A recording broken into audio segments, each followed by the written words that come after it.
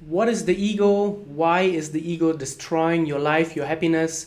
And how do you get to a place where you don't worry about your ego, where you can just say, fuck it, I don't care what other people say or think about me. I just do what I love. I just do what I feel is my calling, and I don't care about other people in my life. And if we know how to control the ego, then we can get to such a place. And we all admire those people who are just so authentic, who seem to just be aligned with themselves, who don't care about what other people say, think, or might do, who are just living their lives and their true selves. And at the core of this all is the ego and the concept of the ego. And when we look at the word ego, it means I or self. Therefore, the ego is often referred to as the image that we have of ourselves, and it is also the image that we live and act out in the world. And as you can see, the ego is only concerned about the outside world. It's only concerned about how we look on the outside and how other people perceive us on the outside. It has nothing to do with our feelings inside. It doesn't care how we feel. It doesn't care about if what we are doing is making us happy or if it's actually going into the opposite direction. And this can be very, very dangerous because the ego and the real self, they have nothing to do with each other, and we need to align those two, and we need to make sure that the ego is not controlling how we live our lives. And for some people, unfortunately, this gap can be very, very big, where what they are doing on the outside world and how they are actually constructing their lives has nothing to do with how they feel inside and what they actually want from life. And the bigger the gap is, the more emotional and psychological inner issues will arise in your life, and the more unhappiness and dissatisfaction will also be created in such a person's life. And this happens because we don't listen to ourselves, what we really want from our lives and how we want to construct our lives, but we listen to maybe other people. We want to do good for our parents. Maybe our parents want to have us a certain career path because they think it's the right thing and the safe thing. Maybe we want to impress other people. We choose a certain career because we want to have a certain living standard, and we only think this will give us this living standard, and thereby we are suppressing our real inner feelings, our needs, our wants, our desires, our talents. And this then creates all those issues when we don't listen to ourselves, what we really want deep inside of us, but we let our ego and other people influence us, and we want to construct a certain image of ourselves to the world. At the same time, what the ego also does is when you lose something that you have previously identified with, it can be a job, a certain position, it can be a materialistic thing, it can be a spouse, for example, it can also be your health, then the ego also gets involved, and it hurts the ego because it seems like you have lost a part of yourself, and then the ego steps in and tries to repair it, but the ego only does make it worse because the ego is only in it for the short term. The ego doesn't care about your long-term benefit. It doesn't care about your long-term happiness, about your long-term success. It only is concerned about how you're viewed on the outside and how other people view you. And then obviously it leads to bad decisions where you are pursuing the wrong things. The wrong things in this context mean the things that you're not going to make you happy long term. You're maybe buying status symbols that are way too expensive. They're not bringing any value long term, and they're not bringing any long term happiness to your life. Another example would be that to repair the ego, we always need to take nicer pictures on Instagram. We always need to have more likes on our pictures. We want people to admire us for the highlight reel that we put out on social media.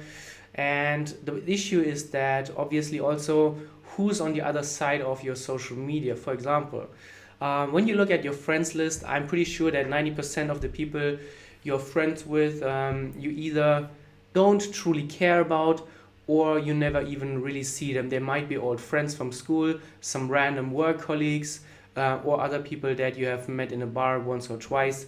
And if you construct your life in a way that you buy things, do things that only contribute to make you look good in certain situations to outside people, obviously you're setting yourself up for a miserable life and not for long-term happiness and success.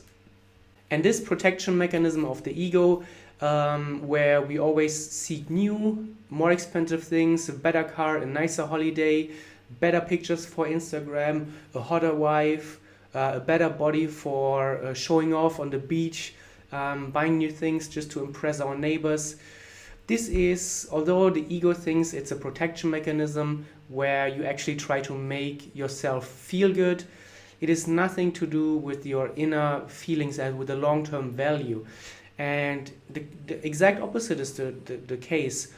You are sacrificing your long-term happiness for this short-term dopamine hit where you're just trying to make you feel good in this moment, get in your like, get the envy look from your neighbor, or whatever it may be.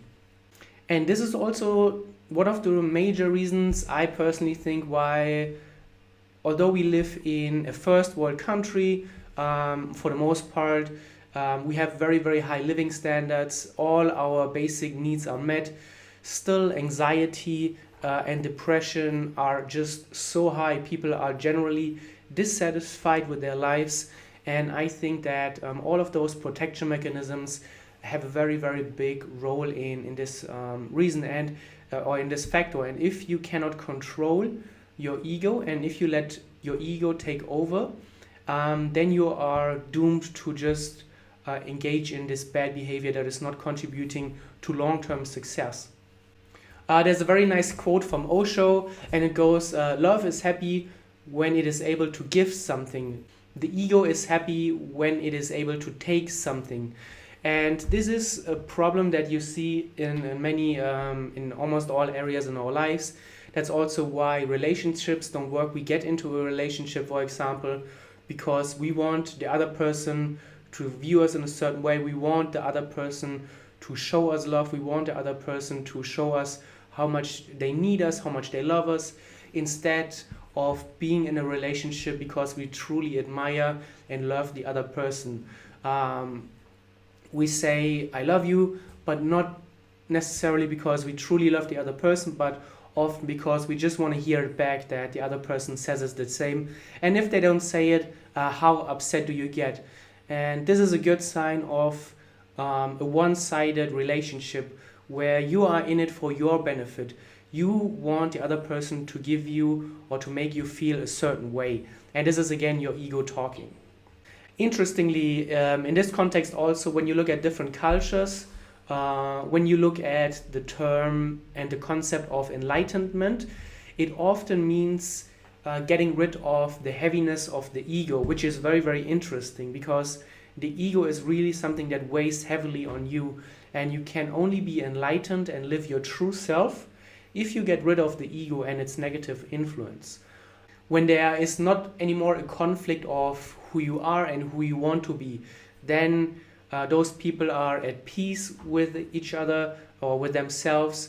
They live their true happiness, they live their true self, and that is something that many, many people admire, but it is so hard in today's society because we are not trained at this, and I think that social media and all of those things just amplify and make it worse.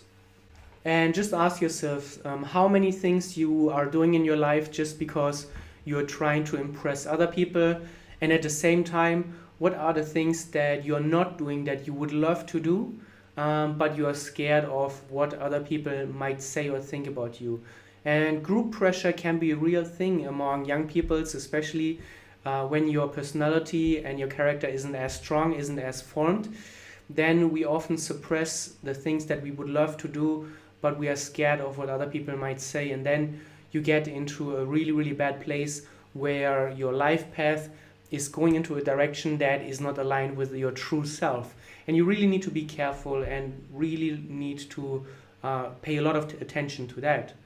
And let's bring this back to trading a little bit, because in the end this is a trading channel, and in trading we always know the words you need to leave your ego at the door, or don't get your ego involved. But what does it really mean? And in trading, when we trade with our ego, or our trading ego, so to speak, we often want to see and view ourselves as this great trader who doesn't lose, who has a great system, who makes money every week, and who will be a millionaire in a year or two, preferably next week. And to protect the ego and the image we tell ourselves, we cannot lose in trading.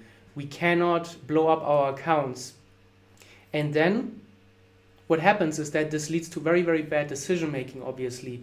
And this leads to all the dumb stuff where you try to avoid losses, you average your losing trades, you try to recover from losses immediately, you take bigger positions than you usually should be taking, and you try to hunt for the Holy Grail system. Those are all manifestations of how we try to align, or how we try to please our trading ego. But the real world keeps showing us that we are not that great, and this is hurting our ego, obviously. And then you're in this vicious cycle where you just try to get out, you don't really know what to do anymore, but your ego is completely dominating what you should be doing, or what you are doing actually. Instead, we need to face reality. I talked about this previously, and you really need to accept and own your reality hard. You need to understand and really accept where you are right now in your path as a trader. If you are new, or if you are struggling, that's okay. If this is the reality, you need to accept it, because that's the only way how you can make the right decisions. If you wrongly assume that you are already this great trader and that the $1 million is just around the corner, obviously your trading decisions will be very, very bad and not aligned with what you should be doing right now. But instead, if you accept, okay, I'm not there where I want to be, my results obviously show me that I'm not there where I want to be, what are the steps that I need to take? And then you can make the right decisions for where you are right now in your path as a trader. And there's nothing wrong with accepting the fact that you need to learn. You're not there where you want to be. Every skill takes time to develop, and there's no shortcuts. So you really need to understand and you need to face your beliefs. You look at your trades and look for outliers. Outliers tell you so much. In a professional trading approach, your account growth should be stable and smooth. Or even if you're losing money, it should be stable and smooth. But what happens for most traders is that it's just zigzag up and down, lots of volatility, big loss, big win, account blow up, and they don't really understand what is happening. But there are a lot of outliers that you can learn from. And if you see outliers in your account balance, and if it's very, very erratic, it usually points to excessive risk taking, huge losing streaks, account blow ups, chasing losses, and all of that stuff. And then once you realize, okay, I am not where I want to be, I am still a struggling trader, then you can take the right decisions. The right decisions can be following your trading plan, avoiding shortcuts, don't try to impress yourself, and don't try to impress other people with your results. Look at your trades objectively, avoid outliers, generally have a smooth and stable risk management approach, take your losses, learn to take losses, understand your skill level as a trader and where you are right now in your development as a trader. Build a solid foundation first. If you don't have a solid foundation, you can never build a trading career, and everything that you're doing is not going to work, and you will fail as a trader. And approach trading with a long-term view. Leave your ego, and then this is actually what it means, leave your ego at the door. Face reality, do what is necessary where or based on where you are right now as a trader, and then you can make the right progression in the context of where you are, and you don't get your ego involved.